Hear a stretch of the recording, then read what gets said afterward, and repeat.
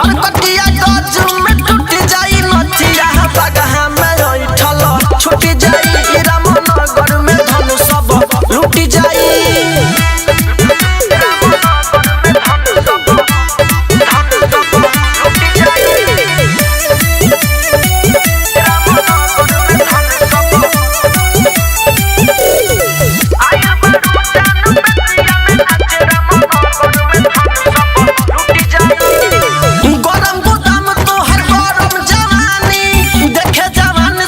छोड़ देले पानी कितना बताई हम तोहर कहानी लागल वैसे काला काता के रानी की लौरिया में तोहर लहंगा नसाई चौतरवा में खुली चली हो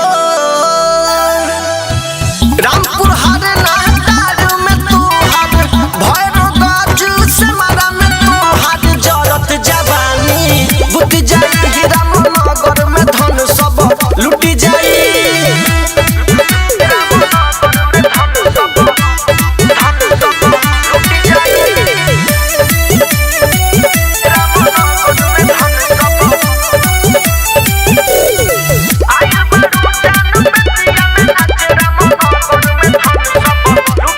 बारू कमाल तोहर पातर कुमरिया लेके पैसा उठावेलू घंघरिया 10-20 नहीं खोजेलू नमरिया कहेलू तबे सटाइब बजरिया बॉबी नवलपुर में नचबू तब बचबू से मरा चिवटा ना छोड़ी हो